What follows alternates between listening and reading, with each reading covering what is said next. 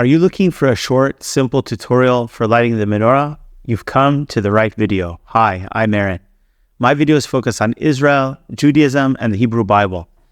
Do you appreciate content like this? Please take a second to follow for more Judaism and Israel videos. Here we go. Lighting the menorah is really a very simple but meaningful act. It connects you to 2,200 years of unbroken tradition. When you light the menorah in your home, you will feel the light of Torah illuminating everything around you. To get started with lighting the menorah, all you need is a menorah and some candles. In fact, actually, if you don't have a menorah or you don't know where to get a menorah, you can line up tea candles or any candles that you have on a tray or a piece of foil.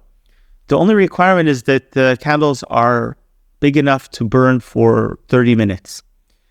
Each night of Hanukkah, we start by setting up candles equaling the number of that night. So for example, on the first night, we set up 1 candle. On the second night, 2 candles. On the third night, 3 candles, and so on. In addition to the main candles, we add a separate candle each night that's called the shamash. The shamash is used to light the other candles, and then afterwards, it stays burning alongside the other candles.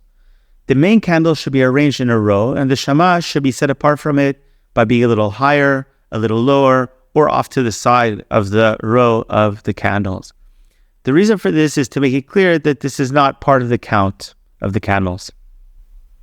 So on night 1, we place a single candle on the right side of the menorah, and we take the shamash in our hand and we recite 3 blessings.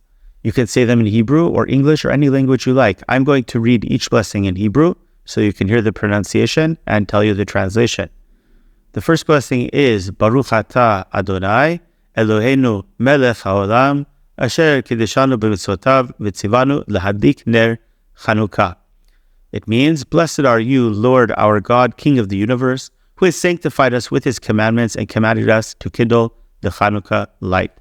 The second blessing is Baruch Atah Adonai Eloheinu Melech HaOlam She'asa Nisim L'Avotenu Bayamim Hahem Bizman Hazeh. Blessed are you, Lord our God, King of the universe, who performed miracles for our fathers in those days at this time. The third blessing, which is said only on the first night, or the first time we're lighting candles this year, is Baruch Atah Adonai Eloheinu Melech HaOlam Shechianu V'Kiyamanu V'Higianu L'Zman Hazeh. Blessed are you, Lord our God, King of the universe, who has granted us life, sustained us, and enabled us to reach this occasion. Now, in case you can't remember that all by heart, I've created for you a handy PDF guide with all the blessings in Hebrew, English, and transliterated with the Hebrew written in English letters, and you can find the link up here or in the description of the video. So now that you have the shamash candle lit in your hand and you've recited the blessing, you light the single first candle and you place the shamash in its place or off to the side of the other candles. Each night you add an additional candle, always on the rightmost side of the menorah. So in other words, on night 1, you put the candle in the rightmost slot on night 2, and the 2 rightmost slots on night 3, and the 3 rightmost slots, and so on until the menorah is full on light 8. When lighting, you begin by lighting the leftmost or the newest candle, and then you proceed toward the right. After the first night, you only recite the first 2 blessings each time you light. The third blessing is only for the first night or the first time you lit that year. We light the menorah after the sun has set. And there's one important exception to this. On Friday night before Hanukkah, it's very important to light before sunset. This is to ensure that we don't violate the prohibition of kindling a fire on Shabbat. After lighting the menorah on Friday, the women and the girls can light Shabbat candles.